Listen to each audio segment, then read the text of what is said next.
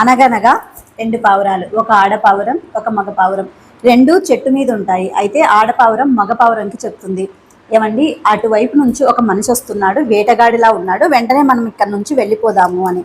అయితే అప్పుడు మగ పావురం అంటుంది, లేదు ఆయన చూడు ఎంత హుందాతనంతో ఎంత డిగ్నిటీతో ఉన్నాడో, ఆయన వేటగాడు కాదు, చెట్టు నీడ కోసం వస్తున్నాడు, సో మనం భయపడాల్సిన అవసరం లేదు అని చెప్తాడు. అక్కడికి వచ్చిన ఆ హుందాతనంలో ఉన్న పెద్ద మనిషి ఒక్కసారిగా వెనక నుంచి బాణము విల్లు తీసి ఆ మగ పావురంకి గురి పెడతాడు. వెంటనే మగ పావురం చనిపోతుంది. అక్కడ నుంచి ఆడపావురం వెళ్ళిపోతుంది.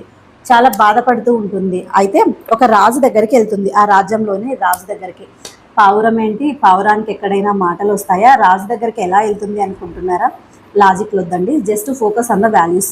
అయితే ఈ ఆడపావురం చెప్పిన విషయం అంతా విన్న రాజు చాలా బాధపడతాడు. అయ్యో ఇలా జరగాల్సింది కాదు కదా నీకు అని చెప్పి వెంటనే భటులను పిలిపిస్తాడనమాట. భటులను పిలిపించి ఆ వేటగాడు మారు వేషంలో ఉన్నాడు, ఎక్కడున్నా సరే వెంటనే మీరు అతన్ని ఇక్కడికి తీసుకురండి అని చెప్తాడు.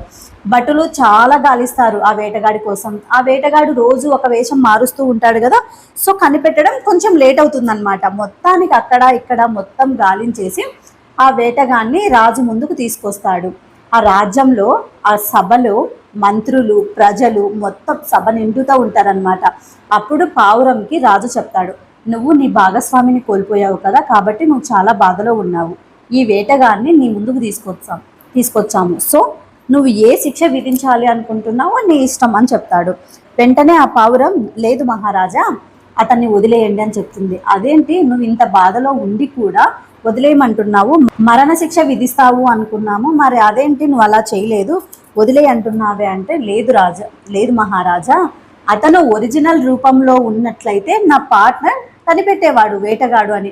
ఈరోజు నా భాగస్వామి ప్రాణాలతో ఉండేవాడు, తన ఒరిజినల్ రూపంలో లేడు కాబట్టి, మారువేషంలో ఉన్నాడు కాబట్టి కనిపెట్టలేకపోయాడు, తన ప్రాణాలు పోయాయి. నేను కూడా కొంచెం గట్టిగా చెప్పాల్సింది చెప్పలేదు, అందుకే నాకు కూడా ఈరోజు ఈ బాధ. కానీ మీరు ఈ రాజ్యంలో ఒక ఆర్డర్ను పాస్ చేయాలి. ఎవరైనా సరే ఈ రాజ్యంలో భటులు అవ్వచ్చు, మంత్రులు అవ్వచ్చు, ప్రజలు అవ్వచ్చు, ఎవరైనా సరే మారు వేషంలో తిరగకూడదు, వాళ్ళ ఒరిజినల్ రూపంలోనే ఉండాలి. అప్పుడు ఎవరు కూడా నాలా బాధపడే రోజు రాదు కదా అని చెప్తుంది. బీ ఆన్ యువర్ ఒరిజినాలిటీ, మీరు మీ ఒరిజినల్ రూపంలోనే ఉండండి. మన చుట్టూ ఈ సొసైటీలో అలా హుందాగా డిగ్నిటీగా ఉన్న పెద్ద మనుషులు చాలామంది ఉంటారు. మనం కనిపెట్టడం లేట్ అవ్వచ్చు, కానీ మనం కనిపెట్టే టయానికి మనకు జరగాల్సిన నష్టం కూడా జరగచ్చు.